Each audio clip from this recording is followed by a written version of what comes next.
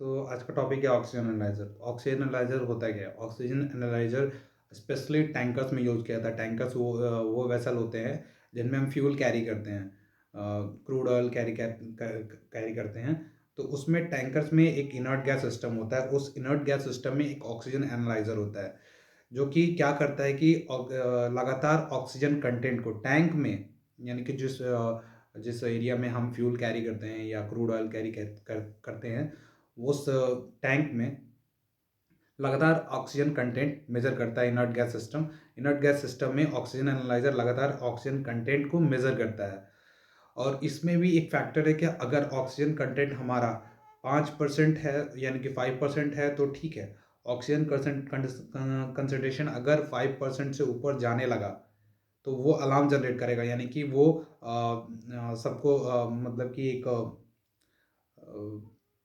उस panic situation से बचने के लिए, यानी कि अगर ऑक्सीजन कंटेंट 8% तक रीच कर गया तो एक्सप्लोजन का चांस हो सकता है। और ये एक्सप्लोजन शिप का तो नुकसान होगा ही होगा, इन्वायरमेंट का भी नुकसान होगा, और वहाँ उसमें उस शिप्स में काम कर रहे लोगों के लिए भी बहुत ही डेंजरस होगा। तो ये बहुत ही इंपॉर्टेंट चीज़ है।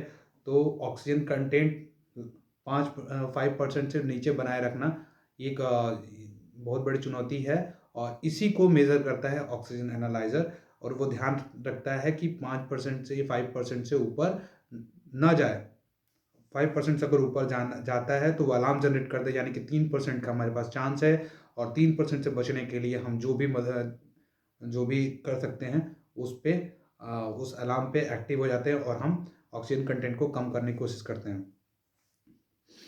तो इसमें 3 टाइप के सेंसर होते हैं। पहला सेंसर होगा आपका इलेक्ट्रोकेमिकल। इसमें क्या होता है, इसमें एनालाइज़र में, इस ऑक्सीजन एनालाइज़र में क्या होता है कि इलेक्ट्रोकेमिकल या इलेक्ट्रोड टाइप का सेंसर होगा, और इसी इलेक्ट्रोड से जो सैंपल गैस है वो पास होता है। तो क्या करता है, केमिकल रिएक्शन करता है। केमिकल रिएक्शन करने के बाद वो करंट जनरेट करता है। केमिकल रिएक्शन करने के बाद वो करंट जनरेट करेगा, और वही करंट जो जनरेट होता है वो ऑक्सीजन कंसंट्रेशन के डायरेक्टली प्रोपोर्शनल होता है, यानी कि उसी से हम ऑक्सीजन कंसंट्रेशन का पता लगा सकते हैं। और एनालाइजर उस ऑक्सीजन कंसंट्रेशन को डिस्प्ले पर शो कर देता है, जिससे हमें ऑक्सीजन कंटेंट मालूम हो जाता है। सेकेंड टाइप का इसका सेंसर है आपका, I think zirconium dioxide type sensor है। इसमें क्या होता है कि जिरकोनियम डाइऑक्साइड जो सेंसर होता है, इस एनालाइजर में जो जिरकोनियम डाइऑक्साइड होता है, ये हाई टेम्परेचर पर वर्क करता है। लगभग 500 टू 800 डिग्री सेल्सियस पर वर्क करता है। इसमें क्या होता है कि इसमें जो जिरकोनियम डाइऑक्साइड सेंसर होता है, इसमें दोनों साइड में ऑक्सीजन जो कंसंट्रेशन होता है, ऑक्सीजन कंसंट्रेशन का डिफरेंस होता है। यानी कि एक साइड में आपका रेफरेंस एयर होता है, और दूसरे साइड में आपका सैंपल गैस होता है।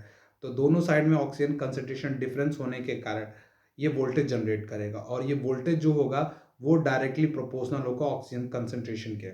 तो फर्स्ट में क्या हो रहा था कि फर्स्ट में इलेक्ट्रोकेमिकल में करंट जनरेट कर रहा था, और इधर वोल्टेज जनरेट कर रहा था।